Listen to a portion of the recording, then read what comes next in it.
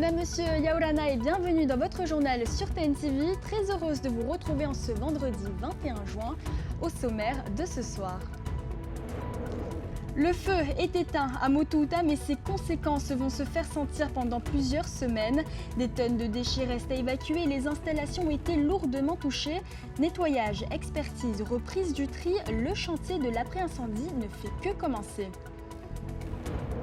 Première rotation et déjà quelques remous pour le Dory 2. Le nouveau caboteur doit mettre le cap sur les Tuamotu Ouest lundi, mais à Manihi, un bollard complique son accostage. La desserte un temps annulée pourrait finalement être assurée après l'intervention du maire.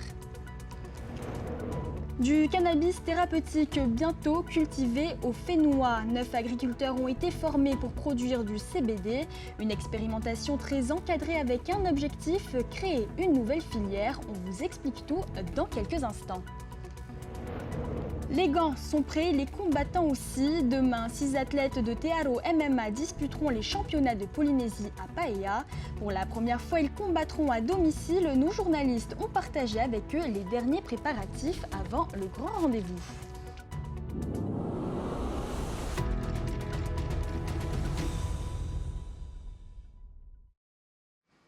Plus de bacs verts pendant 2 semaines, en cause l'incendie qui a ravagé hier matin le centre de tri de Motouta.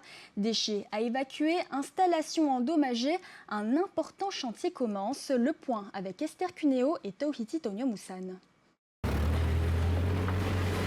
Le bal des pelles mécaniques et des camions de benne ne faiblit pas au lendemain du sinistre. Plusieurs tonnes de déchets brûlés ou mouillés sont irrécupérables. Priorité avant d'envisager une reprise, évacuer et nettoyer le site. Il y a l'équivalent d'une dizaine de bennes noires. Donc là, c'est sorti du site pour vérifier que c'est bien éteint. Et dans la journée, ça va partir au CET de Payero. Mais on ne veut pas amener des déchets incandescents au CET de Payero, bien évidemment, de ne pas créer un second sinistre. Les eaux d'extinction chargées en résidus de combustion de carton n'ont pas été laissées au hasard. Une cuve de 16 mètres cubes située sous le bâtiment permet d'éviter leur ruissellement vers le lagon. 2 cuves supplémentaires complètent le dispositif. Ces cuves qui font chacune 24 mètres cubes de capacité ont été posées dès midi hier. Et hier soir, on a pu remplir une cuve avec les eaux de ruissellement de l'incendie. Donc là, l'eau va être analysée. Et ensuite, elle risque, très certainement que nous allons l'envoyer au CET pour traiter avec notre station d'épuration qui est spécifique au Lixivia. Un barrage flottant anti-pollution a également été installé. Si le lagon a été épargné, les dégâts matériels sont considérables. 2 tiers du bâtiment sont touchés. La réception du bac vert, la chaîne de tri, mais aussi l'électricité, dont l'automate qu'il faudra expertiser. Une fois qu'on aura fini le nettoyage d'ici 3 jours environ, on pourra faire intervenir des techniciens, des experts qui vont nous dire si le bâtiment peut repartir ou s'il y a des grosses réparations à prévoir. Et si, vous voyez, là, il y a de la tôle qui a brûlé, on espère que tout n'est pas à jeter. Les structures, par exemple, le châssis semble avoir tenu, mais bon, c'est pas à moi de le dire. On va voir les expertises. Seule machine miraculeusement épargnée, la presse à balles qui permet de faire les fameux ballots pour l'export. On espère que cette machine pourra venir à un moment donné nous aider à trouver, à pallier en tout cas une situation qui, si on ne trouve pas de solution, serait compromettante pour la durée du bac vert pour les semaines à venir. En attendant, la collecte du bac vert est suspendue les 2 prochaines semaines. Le temps de trouver une alternative. Ici, on n'a pas de plan B et on ne va pas transporter des déchets en vrac vers des destinations étrangères. Mais cet incendie met surtout en lumière le lourd tribut des erreurs de tri. Depuis le début de l'année, plus de 3 tonnes de déchets électroniques se sont retrouvés dans les bacs verts et gris. Des déchets potentiellement inflammables au milieu de produits hautement combustibles. Le cocktail parfait pour un brasier. Et un voyage inaugural qui s'annonce déjà mouvementé. Lundi, le Dory 2 doit effectuer sa première rotation vers les Tuamotu Ouest. Mais avant même de prendre la mer, un obstacle reste à lever à Manihi. Un bollard, une bite d'amarrage, empêche le navire d'accoster correctement. Face à la situation, le maire a décidé de le faire retirer lui-même. Les précisions d'Esther Cuneo et Tauhiti Tonio-Moussan. Démarrage difficile pour le Dory 2 vers les Tuamotu, à 3 jours du départ inaugural. Ce matin, la direction annonce sa décision d'annuler à contre-cœur la desserte vers Manihi et Ahé. On vient d'apprendre que le bollard qui devait être supprimé n'est pas supprimé. Ils n'ont pas trouvé le prestataire ou il y a eu un souci avec le prestataire. Donc aujourd'hui, on se retrouve en situation, on a réceptionné du fret pour Manilly et à Haye et on ne pourra pas livrer la semaine prochaine comme c'était prévu. Alors que tout le monde avait été averti qu'on démarrait le 24 pour la rotation inauguration et qu'on était prêt à y aller, nous. Pour la compagnie qui annonce ce voyage depuis maintenant 2 ans, la balle est dans le camp du pays. Du côté du pays pourtant, on assure que les travaux de retrait du bollard selon les procédures administratives en vigueur sont bien programmés pour un démarrage en septembre. Pour le coup, oui, on n'y est pour rien, on a prévenu tout le monde, on a écrit, on a eu des rendez-vous, on a fait des réunions, aussi bien avec le port, avec le président, ses ministres, on a rencontré tout le monde, on a averti tout le monde. Mais à Manilly, pas question d'attendre davantage. Une question de survie économique pour la commune qui a décidé de retirer elle-même la pièce mécanique. J'ai pris la décision de le faire parce que ça a tardé. On renvoie la balle à chaque fois entre le directeur de l'équipement, ensuite le ministre. Après, j'ai essayé de remonter jusqu'au président avec Moueté. Et je trouve que c'est quelque chose qui date depuis plusieurs mois. Donc on aurait dû déjà résoudre ce problème-là il y a plusieurs mois déjà. Ils nous disent que ça va être fait au mois de septembre, mais j'ai pas de preuve que ça va être fait au mois de septembre. La commune s'est donc engagée à retirer le bollard dès demain pour accueillir le caboteur jeudi. L'annonce postée sur les réseaux sociaux dans l'après-midi a donc fait changer d'avis la compagnie. Le Dory 2 devrait donc bien desservir Manilly. Sauf nouvelle surprise. Et depuis 17h, la société Le Port Autonome se livre à un bras de fer dans la rade de Papeete. Le Dory 2 veut s'amarrer au quai à proximité du Dory 1 pour charger son fret. Un accès barré par 2 remorqueurs du port qui lui a prévu un autre parking. Intéressons-nous à présent à une nouvelle filière qui commence à prendre racine au Fénois, celle du cannabis thérapeutique. Le projet est encore expérimental, mais le pays compte bien le développer. 9 agriculteurs viennent d'être formés pour produire du CBD, destiné notamment à la fabrication d'huile et de cosmétiques, avec une limite à ne surtout pas franchir, 0,3% de THC. Les précisions de Thomas Chabrol. Pas question pour cette phase pilote de planter directement dans le sol. Les producteurs devront cultiver leurs plants dans des pots avec du terreau, du compost ou encore des systèmes hydroponiques ou en aquaponie. Quelle que soit la méthode choisie, un chiffre va rythmer toute l'expérimentation, 0,3% de THC. La liberté est laissée à chacun de pouvoir cultiver comme il veut, mais la condition, on le sait. En se basant sur les données établies par les semenciers, chez eux, ils ont analysé leurs plantes, ils ont répété le processus plusieurs fois, donc ils savent très bien qu'il nous faudra récolter la plante à la 8e semaine, surtout, et pas après. 5 semences ont été sélectionnées, 3 en provenance des États-Unis et 2 inscrites au catalogue européen. Les producteurs auront chacun 500 graines d'ici la fin de l'année.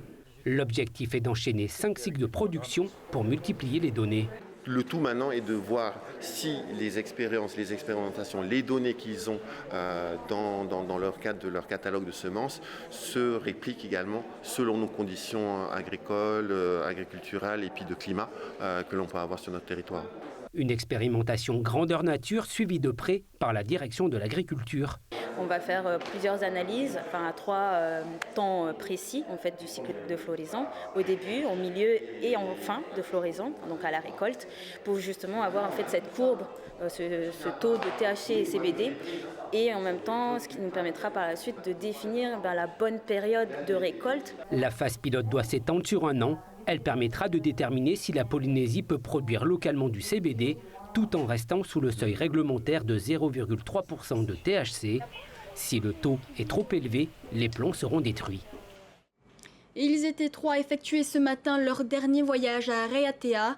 3 dépouilles rapatriées à bord de la Petahi Express, dont celle de Heirani Taru Aurad, retrouvé mort à Fa'aroa début juillet dans des circonstances qui ont conduit à l'ouverture d'une enquête pour assassinat.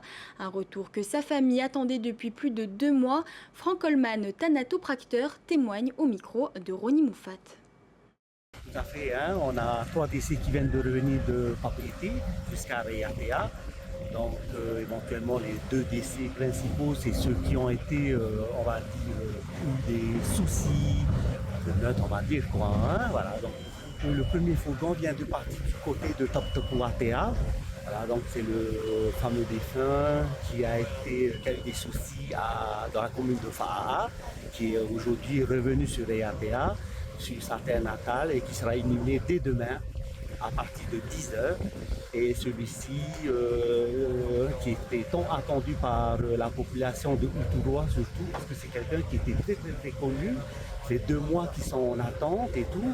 Et là, il est revenu aussi sur son île natale, où il va reposer en paix. Et donc, il sera inhumé demain à 11h. Après, il y a le 3e là, qui sera inhumé demain également à 9h. À Voram, direction Singapour, où se déroulent actuellement les championnats du monde de VA à vitesse.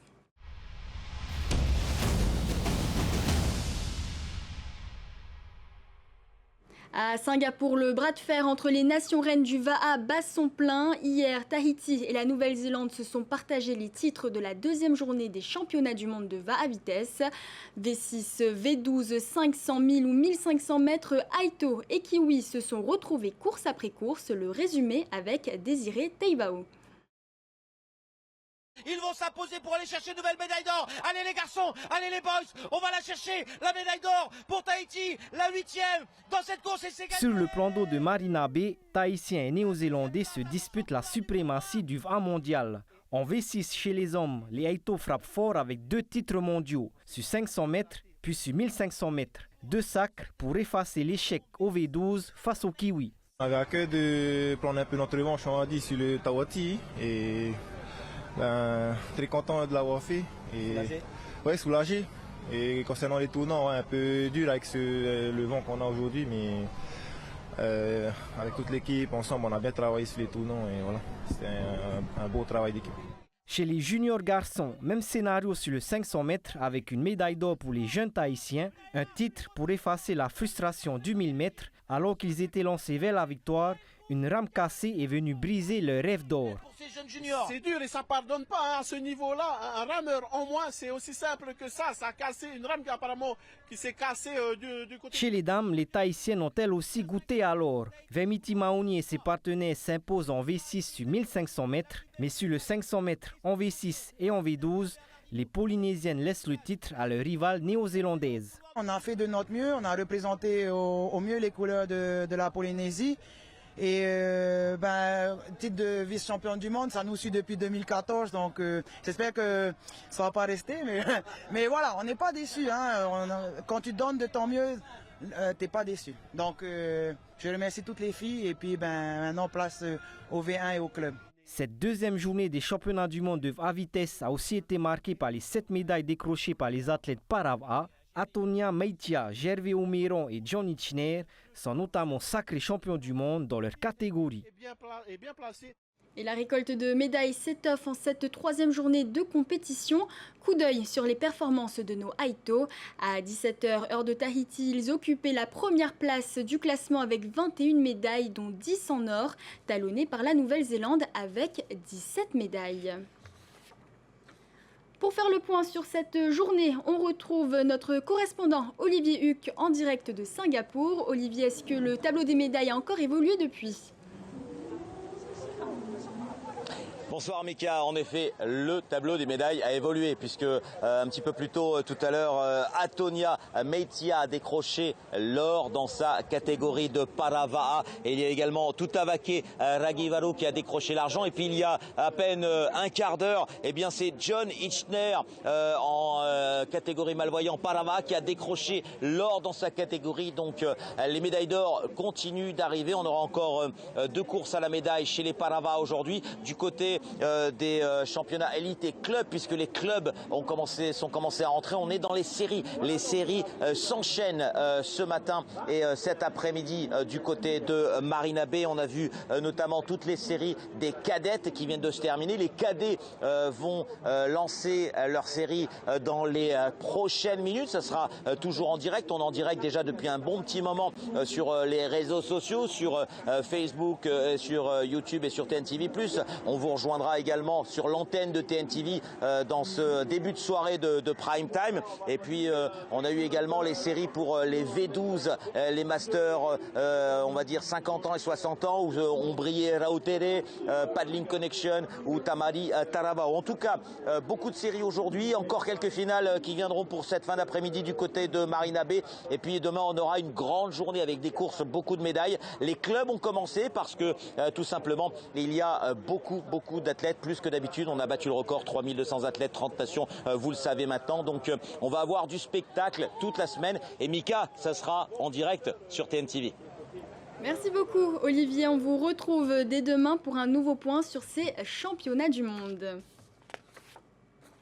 Et eux n'auront pas besoin d'aller jusqu'à Singapour, c'est à domicile que le combat les attend. Demain samedi 22 août, 6 athlètes de Te Aro MMA disputeront les championnats de Polynésie à Paea. Une première devant leur public et forcément une motivation supplémentaire. Hoanui, Atuahiva et Hero Atuahu les ont rencontrés.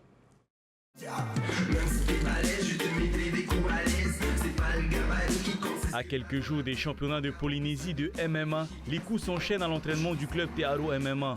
Les 6 combattants engagés se sentent prêts. Désormais, une seule envie, entrer dans la cage. Alors là, excité, j'ai hâte de combattre devant mon public. On verra aussi avec les tirages au sort, en fait c'est en fonction des tirages. Si je fight 2 fois ou 1 fois. Mais si je fight 2 fois, je suis prêt pour combattre. Je sais que toute ma salle sera là pour me soutenir et voilà, on va essayer d'aller chercher la victoire pour toute ma salle. Une échéance particulière cette année. Pour la première fois, ils combattront en domicile à Paea devant leur public. Une motivation partagée par toute l'équipe, de quoi donner une saveur particulière à la compétition pour les locaux. La première fois qu'on va organiser des combats de MMA sur notre commune, du coup on est content aussi de pouvoir faire le spectacle à domicile. Généralement ça se passe toujours en ville ou en marina et puis là on a la chance de pouvoir s'exprimer à la maison, donc c'est que du bénéfice. C'est juste venir, il fait comme si je jump et après poster sur sa tête. Ça peut créer 2 réactions, soit le mettre sur son talon arrière. Pour les mettre dans les meilleures conditions, l'entraîneur Keoni Terurutua accentue la préparation physique et technique de ses combattants. Mais au-delà des résultats, il mise surtout sur la force du collectif. L'objectif, c'est de bonnes performances et bien sûr d'essayer de gagner tous les combats et faire de notre mieux. Pour moi, c'est plus qu'une association ou un club, c'est une famille. J'essaie de vraiment inculquer le tahoe dans le groupe et pousser les boys et non, essayer de les aider au mieux. C'est plus une famille qu'autre chose. Rendez-vous donc samedi 22 août dès 8h à la salle Manuiti de Paea. Pour Te Aro MMA, l'objectif sera désormais de transformer l'avantage du terrain en victoire dans la cage. C'est la fin de ce journal, merci de votre fidélité. Dès 19h30, retrouvez la Team TNTV en direct de Singapour pour l'IVF Va à Sprint. Excellente soirée à tous et rendez-vous demain à la même heure. On se quitte avec le haka de nos rameurs polynésiens à Singapour.